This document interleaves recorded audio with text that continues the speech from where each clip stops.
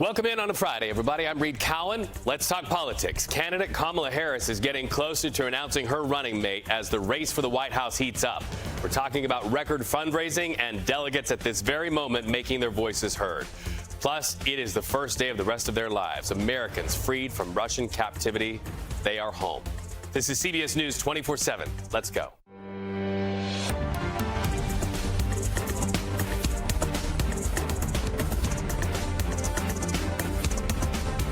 Right off the top of the race for the White House, Team Kamala has the help wanted sign out. CBS News learning the vice president has had calls with at least 6 leaders, vetting them in very serious conversations for the job of being her running mate.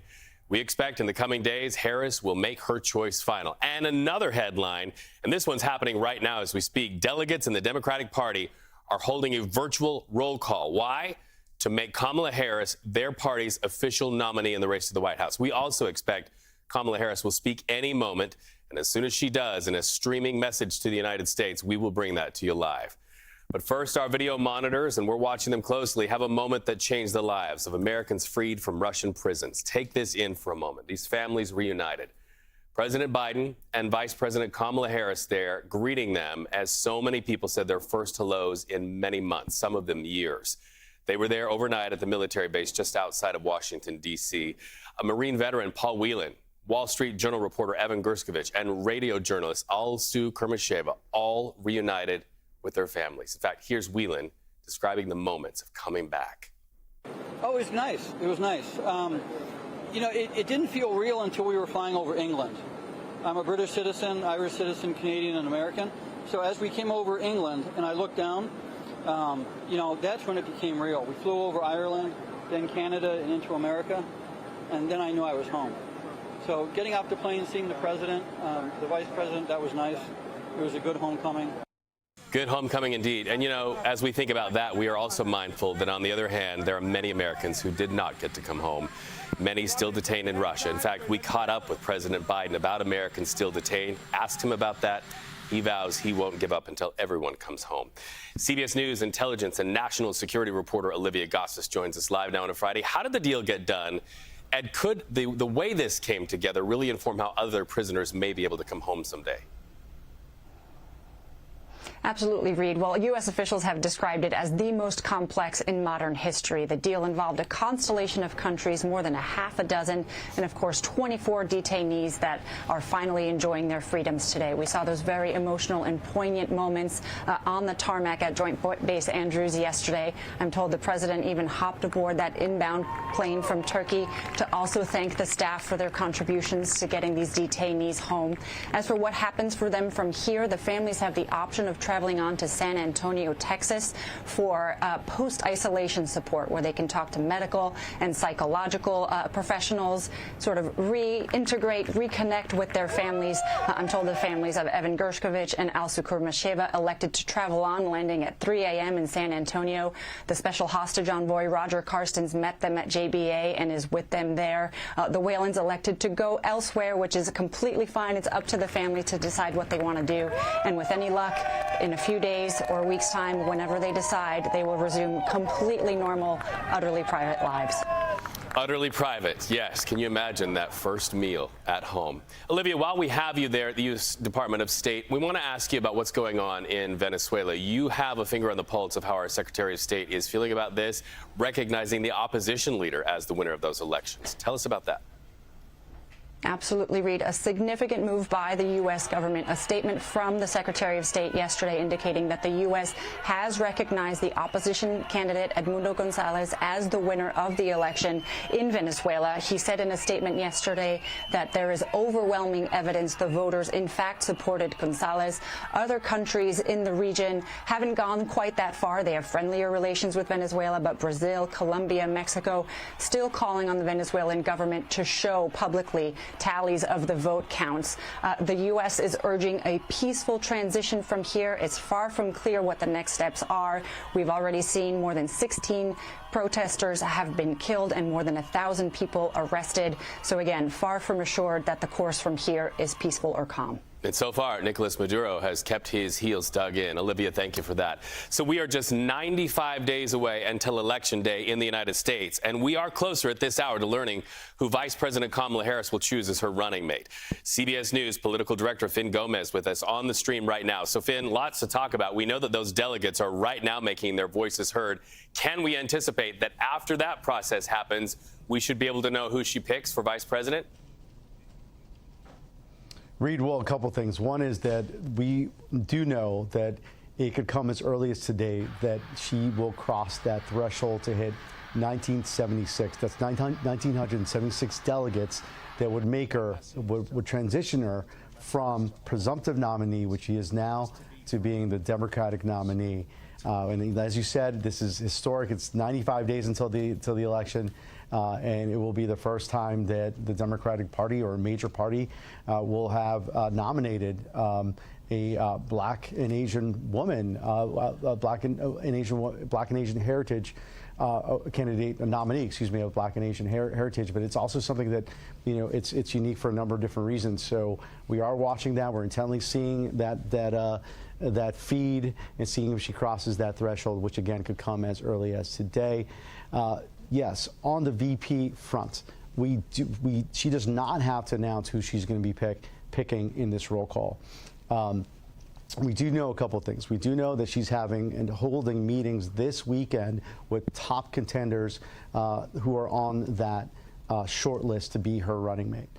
Some of those top contenders include Pennsylvania Governor Josh Shapiro, Secretary of Transportation Pete Buttigieg, also Illinois Governor J.B. Pritzker, Minnesota Governor Tim Walz, Andy Beshear, the governor of Kentucky, and Senator Mark Kelly out of Arizona. A couple of those come from battleground states. No state bigger than the Keystone State, which has 19 delegates and is the biggest prize and is necessary for the strategy for the Harris team to get those 270 electoral votes. But we're all watching. It's going to be a big weekend. Those meetings at Camp Kamala, if you will be very consequential. Let's talk about what's happening on the Republican side. Give us a sense of the schedule for J.D. Vance and former President Trump. No doubt what happens in the Harris camp will be a talking point over the weekend for them. Yeah, and it has been. For the most part, though, they don't have a lot planned in the next few days. We do know that the former president is holding a fundraiser in the Hamptons today, but tomorrow, Saturday, he and his running mate, J.D. Vance, will be in the battleground state of Georgia. They will hold a rally there about 5 p.m. Eastern. It is going to be in the same location as where Vice President Harris held her rally a couple days ago. So it would be interesting to see and try to match up, read those the crowd size. You know, we did see it was the largest one we saw for the Biden-Harris campaign, and now the Harris campaign was Georgia, and it would be interesting to see how big Trump's crowd size will be on Saturday as well. Our cameras will be in all of these communities. Finn Gomez, thank you so much for that. All right, CBS News 24/7 in your communities. And when we come back, we're going to take you live to the fire lines in California. Until then, we'll be watching the stories that come off of our monitors.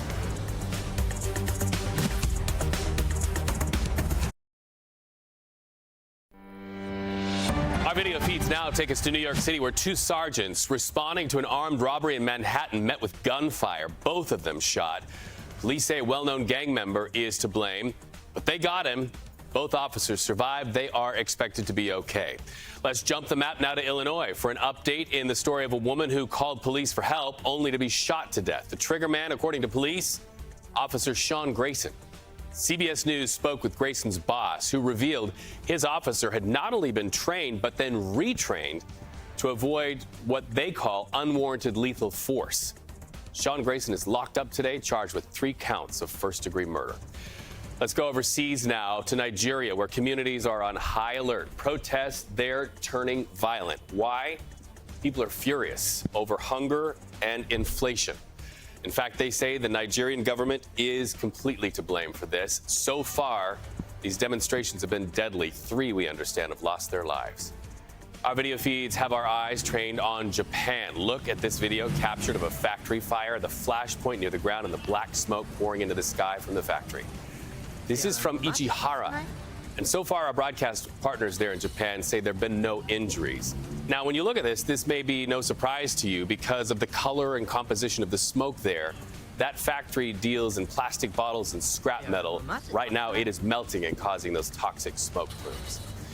Our video feeds take us back to the United States and the state of California, where the Park Fire has now ballooned to the fourth largest wildfire in California state history. We're talking about almost 400,000 acres torched. But there is some good news. Overnight, containment jumped from 18 to 24%. So let's bring in CBS News Bay Area's Kevin Coe. He's live in Butte County. Kevin, just give us an idea quickly, if you can, off the monitors. And we see you're pulling your mask off right there because air quality is not so great. Give us an update on air quality and how the firefight's going.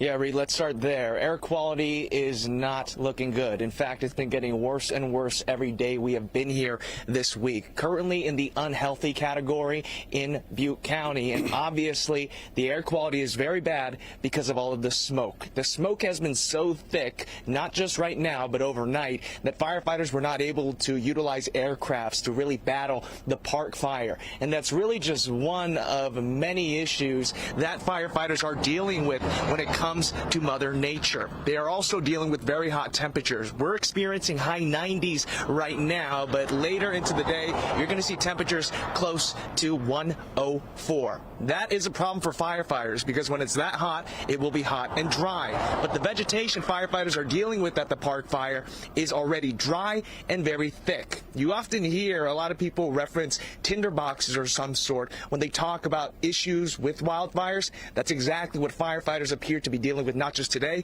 but into the weekend as well. We know that tinderbox could also explode because there are thunderstorms forecast over the weekend. That can be especially dangerous.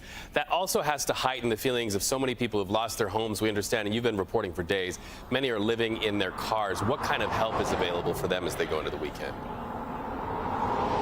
The biggest help I have recognized when it comes to residents here in Butte County are community members, neighbors, just people helping other people. In fact, one woman I talked to actually mentioned that she was staying over in Paradise. Keep in mind, we are in Butte County, where the town of Paradise is located. It was an ironic twist of fate for her because in 2018, when the Camp Fire broke out, she was helping some people she knew in Paradise. In fact, she told me her daughter and son-in-law almost lost their lives escaping the fire. As you know, Reed, the 2018 Camp Fire, the deadliest and most destructive wildfire in California state history. Every Butte County resident I've spoke with this week, they either know someone or have a connection to that 2018 Camp Fire. So whether it was when the Park Fire broke out, or as it started spreading, or even right now, the trauma that these people are feeling is very, very high because they know exactly the worst a wildfire can do to a community.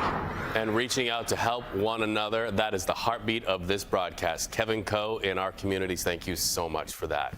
Let's talk about our neighbors in Colorado. They also have their hands full trying to put out wildfires. Look at this, these orange skies in the video there. In fact, that state's governor told CBS News Colorado the three largest were likely caused by people. Jess, you have a lot to tell us when we look at the air quality and the fire conditions there in that part of the country. Absolutely. The air quality impacting people beyond just California as the winds are starting to sweep it up and move it into communities all throughout the Pacific Northwest, too. Now, as we take a look at the advisories issued by the National Weather Service, you see a lot of pink, you see a lot of orange, and you also get that gray, too. The gray is showing air quality alerts right now. And on top of that, we're dealing with excessive heat heading into this weekend's forecast. To dive a little bit more into the Park Fire as well, we now know it's the fourth largest fire in California's history. Well, 9 out of the 10 largest wildfires since the 1940s, when fire suppression started happening in California, happened within the past 7 years. So that's something to note, too. We are dealing with that tinderbox effect here in the state of California, and we continue to keep a close eye on the Park Fire. Right behind me, you can see that smoke plume impacting the air quality, not only in Butte, Tehama, and Shasta County, but stretching its way all the way up into the Pacific Northwest, too. We continue to keep a close eye on communities anywhere from Bend, Oregon, all the way up into Seattle right now, as fires are burning up in those regions, too. So let's zoom in a little bit closer to the Pacific Northwest. Let's get a good eye on what's happening, not only when it comes to the smoke, but our heat risk heading into our Friday forecast. Now, well above average temperatures are forecasted for us today, stretching from the Pacific Northwest all the way down into Southern California. But the good news is, especially for the boots there on the ground fighting these fires, we see improvement heading into our Saturday forecast. We are keeping a close eye on those thunderstorm activities that's potentially going to impact the Sierra, though, heading into the next couple days. Reed? Jess, thank you for that. Hey, let's ride our video feeds to Paris right now and check out this time-lapse video. A thunderstorm swept through the city. Well, it's pretty to look at, but it forced some of those Olympic events to have to be postponed. Thankfully, the weather and the croissants, we understand, should be dry today. Eiffel Tower, always beautiful. Hey, let's talk about medals. The U.S. has the most medals with 41. China has the most gold medals at 13. Host country France is in third place at the moment in both categories. CBS Saturday Morning co-host Dana Jacobson is in Paris. Enviable job, right? With more on the Summer Games. Watch. Greetings from Team USA House here in Paris. We're wrapping up the first week of action at the Olympic Games and finally got on the track. American Sha'Carri Richardson, all waiting to see her. She blew past the competition in the 100 meters to advance to Saturday's semifinal. People said she didn't even look like she broke a sweat out there. You may remember Richardson qualified for the Tokyo Games, was not able to attend because she tested positive for THC. And as she says, she is not back. She is better. All eyes will be on the pool and a couple of Americans tonight, Reed. That's because we have Katie Ledecky back.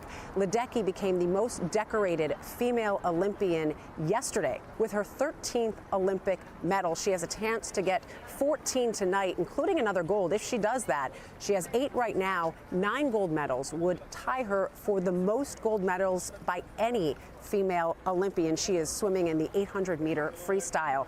For the men, Caleb Dressel, another one familiar with that podium. He's the butterfly and freestyle specialist. He'll be in the pool tonight. He is currently tied with Matt Biondi for the most gold medals. Right now, he has 8. That sits them in third place, and he has a chance in the 50-meter freestyle tonight to capture the next gold medal, and that would tie him with Mark Spitz for second on the all-time list. Spitz well behind, obviously, Michael Phelps. But here's the catch. Dressel also has the 100 fly. That is on Saturday, so he could pass Mark Spitz before these Olympic Games are over. And Reed, really interesting note, Caleb Dressel only has gold medals when it comes to the Olympics. He never has picked up a silver or a bronze. Might just like to keep it that way. Hey, when we're watching your wallet when we come back, the July jobs report is out. What does it mean for your bottom line? We're asking that question when we come back in a minute.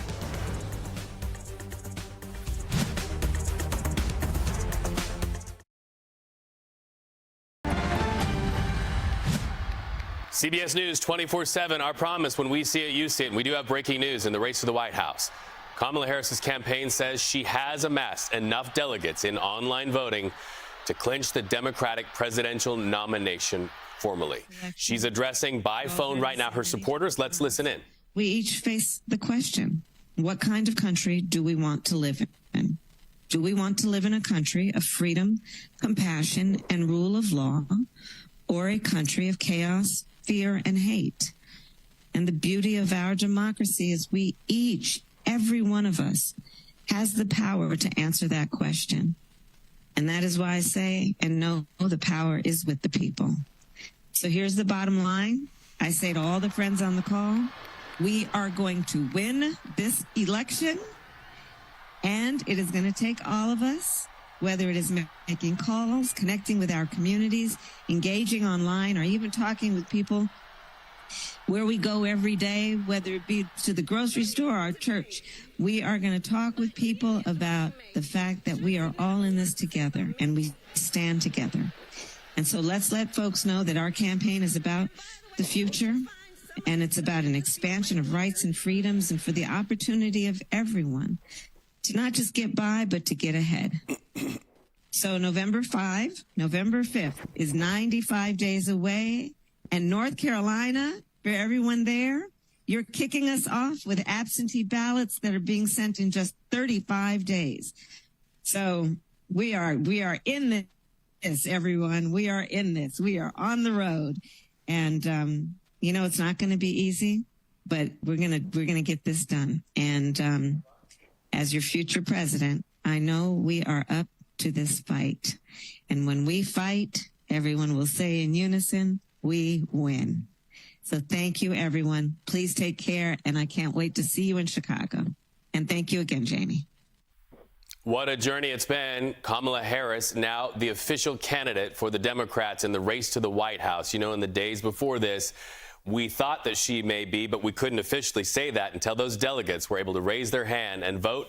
That happened while you've been watching this broadcast, and now the Harris campaign signaling they have enough delegates to clinch the nomination. Kamala Harris' next step will be to choose a running mate. We expect to hear who that running mate will be in the next few days.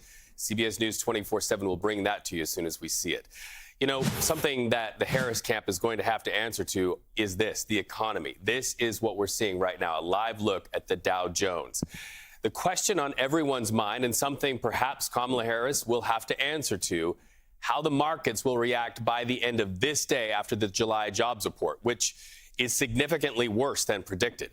CBS News senior business and technology correspondent Jolene Kent live on the stream right now. Okay, so the U.S. economy added some jobs, some 114,000 jobs last month, but that's not really seen as a win. How should we take this, and what will the conversation look like in the days ahead because of this jobs report? Economists in the market all say that this is a weak and disappointing jobs report. There's no way around it. Jobs added were significantly less than expected. Then you look at the unemployment rate, 4.3%. That continues to tick up.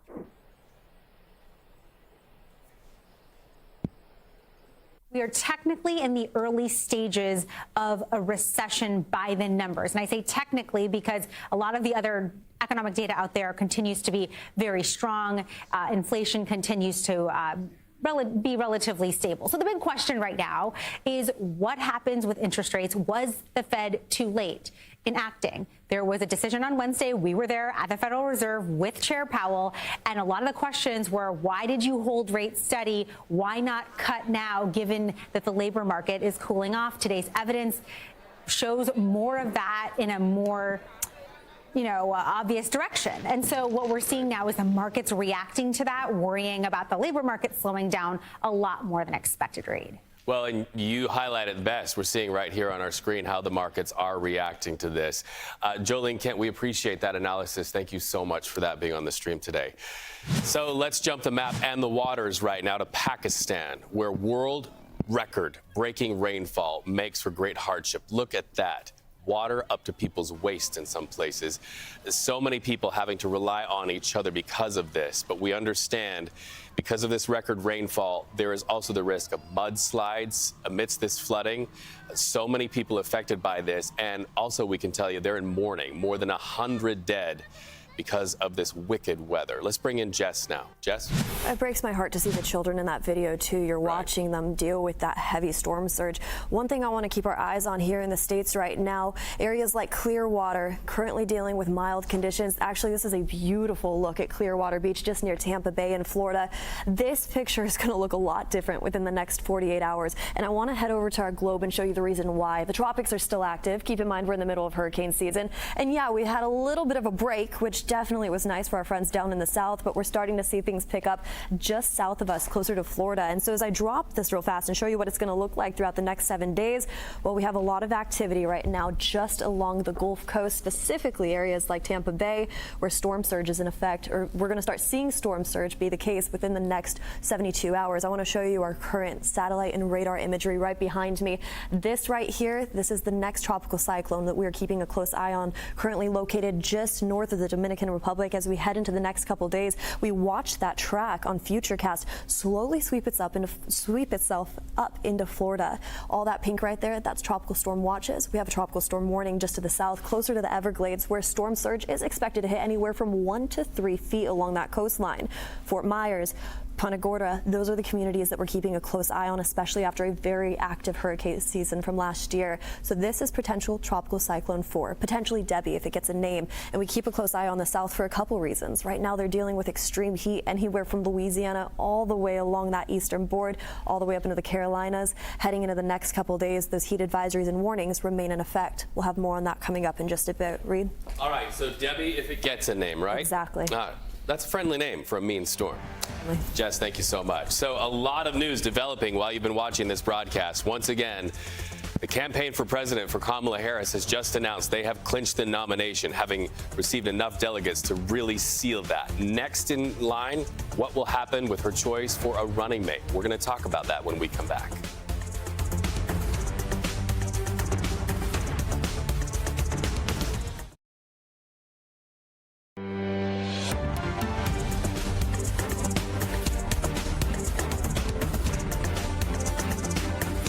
So let's get back to that breaking news that happened while you were watching this broadcast. Vice President Kamala Harris's campaign declared this day that she has enough delegates and their votes to secure her Democratic nomination for the presidency. This is a big day for her campaign.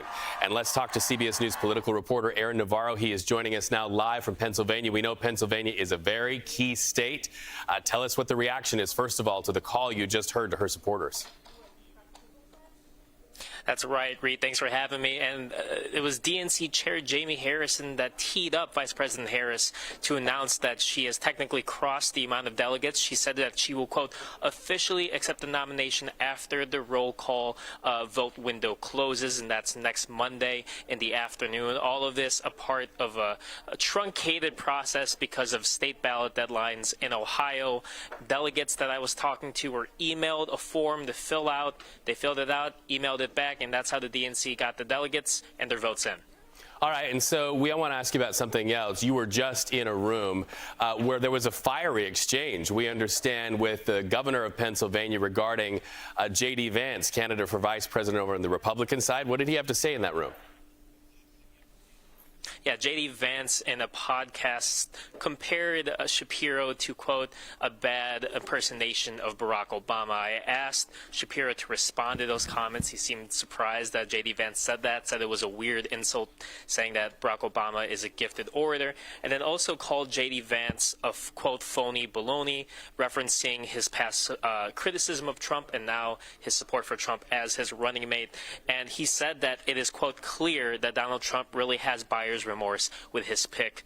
That's Shapiro referencing some of the news surrounding J.D. Vance as he navigates being the vice presidential nominee for the Republican Party.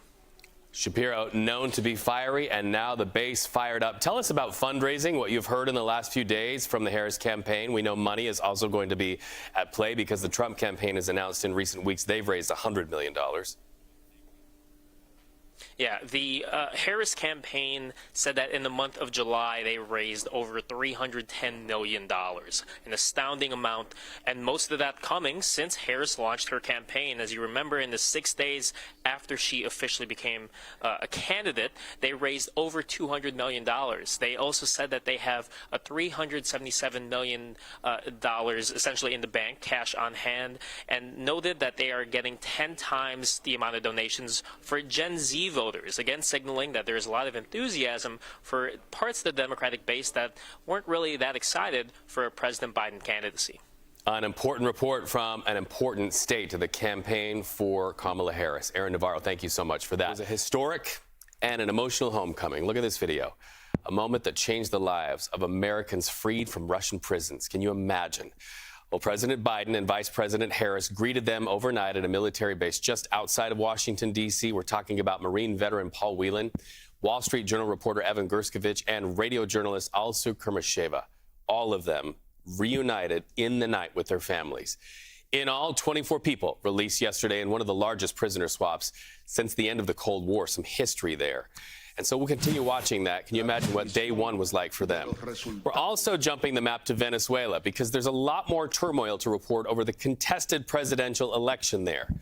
And here's your headline. The U.S. government is now recognizing not Maduro, but the opposition candidate, Edmundo Gonzalez, as the winner. In the run-up to this election, Gonzalez appeared to have the heat, but then Maduro won.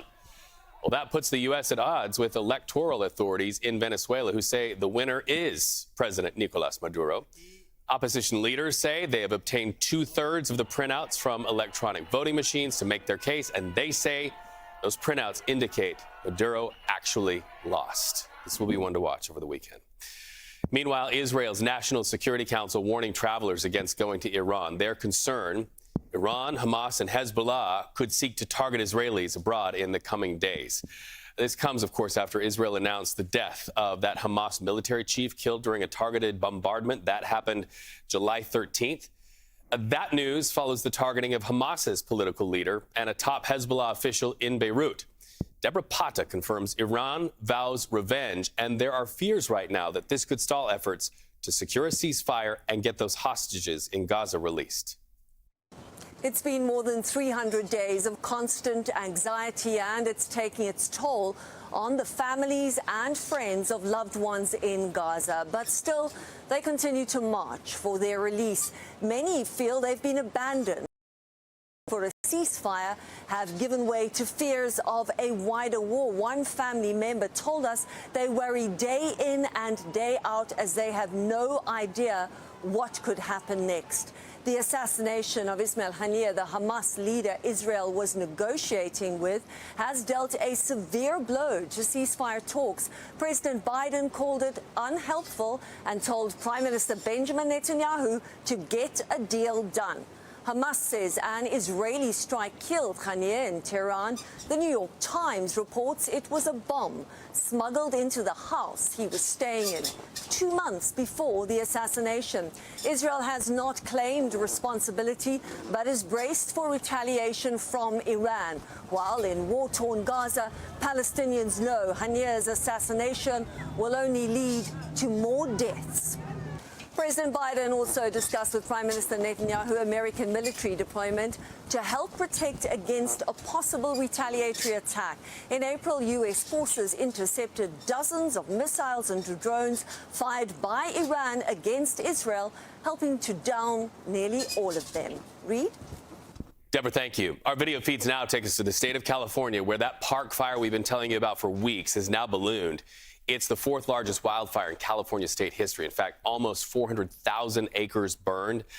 There's some good news to report, too, because of firefighters and their heroic efforts. They've now moved containment from 18 to 24%. Hopefully, by the end of the weekend, they can get to that full % containment.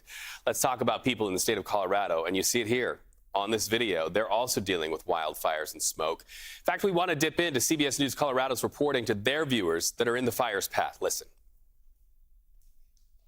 We continue our coverage now following 3 major wildfires still burning in our state. Now, Governor Polis said all 3 fires that started this week appear to have been caused by people. The Quarry Fire is burning about 450 acres in Jefferson County, remains at 0% containment. Luckily, no structures have been lost on this one. Next to the Stone Canyon Fire north of Lyons. This has burned more than 1,500 acres. 5 structures have been lost, plus human remains were found. And west of Loveland, the Alexander Mountain Fire is burning more than 9,000 acres. This is the largest fire burning right now.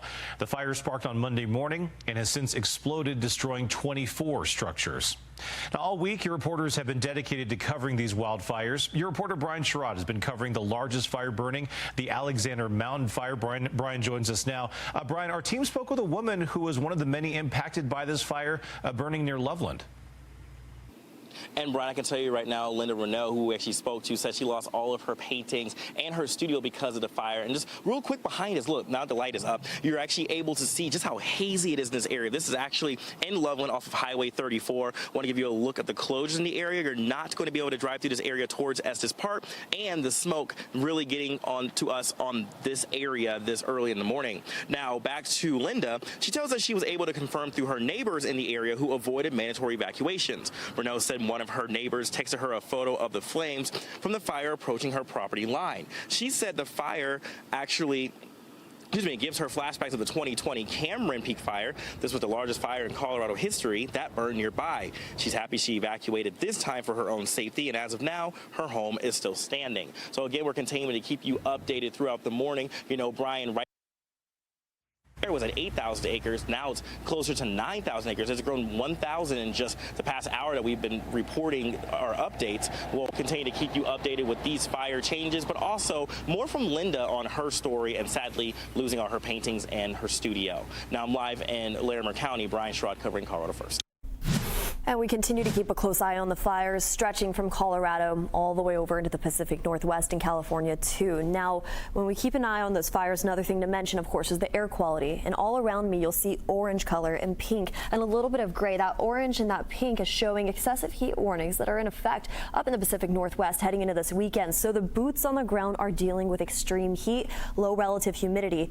Not only are they dealing with that, but of course poor air quality too, and that's what that gray color is right there. The National Weather Service advising us poor air quality will last into the weekend forecast. Now, as we head over to the Park Fire, keep in mind we just talked about how it's the 4th largest wildfire in California history. Well, since the 1940s, when fire suppression really started happening in that state, we have seen 9 out of the 10 largest wildfires happen just within the past 7 years. So we keep a close eye on weather conditions when it comes to that in that state. And of course, we're seeing similar trends all the way over into Colorado as those firefighters are fighting those fires as well. Now, taking a look behind me, the Park Fire, like I said, the 4th largest right now in California history. We take a look at that smoke plume and notice how the winds are really picking it up and moving it off into the Pacific Northwest, isolating it into states like Nevada, all the way up into Oregon, Idaho, stretching over into Montana too. So they're dealing with hazy skies all throughout our local communities there. And we keep a close eye on that as well, because heading into this weekend's forecast, our heat risk is really isolated up in the Pacific Northwest. Communities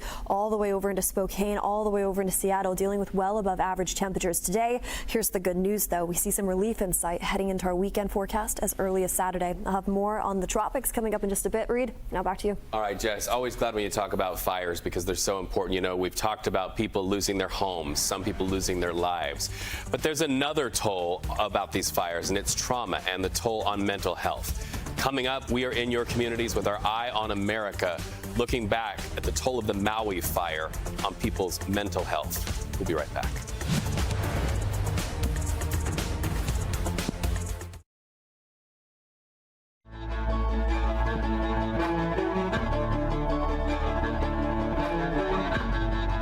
CBS News, Eye on America, keeps us rooted in a very deeply held value at CBS, telling your stories where you live, right in your neighborhoods. In fact, so many neighborhoods plagued by devastating wildfires. Next week will mark 1 year since that horrific wildfire on the Hawaiian island of Maui. CBS News correspondent Jonathan Vigliotti returns to the island, where the damage remains in the form of mental and emotional trauma. The wildfire that tore through Lahaina claimed 101 lives. Nearly 1 year later, the physical scars remain. What you don't see, it changed all of us, is the terrifying mental toll. The animosity, the energy, the negative energy, it's there. Kia Kaina's downward spiral began when his father's body was discovered in the ruins. He was found right outside the Maui Outlet Mall, right on Front Street, in his truck. And he had his little dog with him. This is why remaining Lahaina strong can be so elusive. I've had things sneak up on me and hit me a little differently. For a guy who was always positive about life, it put me in a little bit of a scary area where I would feel myself falling into the trap of suicidal thoughts. Our CBS News team first documented this deadly mass evacuation days after the disaster. This was last August. You could see the desperation in how these cars are lined up. We're talking dozens as far as you can see. There was so much panic as the fire hit. Today, the cars are gone, but much of historic Front Street remains frozen in time. It's surreal to be back, and it's surreal that so much of it does look the same. It does. I think it's just a daily reminder of the trauma. John Oliver is the public health program manager for Hawaii's Department of Health, making sure that people like Lynette Chun are getting access to mental health services. The fire devastated me, and my mind was fractured. How would you describe the crisis? It's unprecedented. What we're seeing is grief. There's uncertainty, there's anxiety, there's depression. So we have whole families that are impacted. When Lahaina burned, it was not just a community that was lost. This was Hawaii's ancient capital, its rich history, the way of life passed down from generations. 12,000 people lived in Lahaina before the fire. 1 in 10 have already sought help for mental health. Oliver estimates that number could soon reach 1 in 3. While there are signs of progress, including some businesses that were undamaged now reopening, much of downtown is still a landscape marked by trauma. The people of Lahaina must come back. I think that is what everybody wants. And so Lahaina is not Lahaina without the people. I have a little baby that was my savior. Kia Kaina finally found the help he needed. It was staring him right in the eye. She was the reason why I think I held firm, I held tight, and I'm still here. Out of the fury that ripped so much of Lahaina apart, strong bonds are what's keeping this community together. For Eye in America, I'm Jonathan Vigliotti in Lahaina. Let's hope the spirit of aloha continues the work of healing. Let's jump the map to Nebraska, where destructive thunderstorms left thousands in the dark. You see the trees down there. Well, because of that, electricity is out for so many. But cleanup is slowly underway in Lincoln. So reporting from your neighborhoods and your communities, we're seeing people step forward to help one another. We'll continue watching this. But let's bring in Jess, because Jess, this just really proves the point that in many parts of the country, weather is precarious going into the weekend. Absolutely. And those downed trees, as well as storm surge, is going to be the painted picture for us in communities like Clearwater, stretching all the way over along the Tampa Bay as we head into this weekend's forecast. Here's what's happening. It looks calm right now. It looks beautiful. You have beachgoers out there currently just near the pier at Clearwater as we head into this weekend's forecast. But we are expected to see some really active weather right around the corner. You even see those raindrops right there right now, just along the Gulf Coast.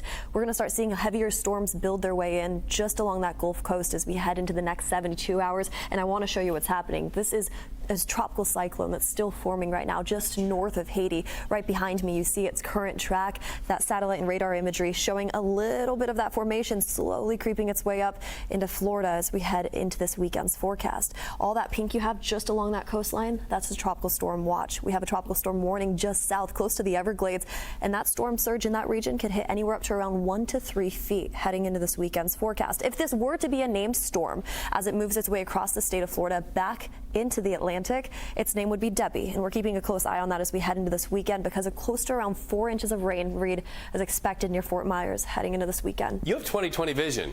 Raindrops in real time. I know. Jess, thank you. Absolutely. Well, when news drops or raindrops, you'll see it here. That is us for CBS News 24/7. We appreciate you watching. We'll see you back here Monday.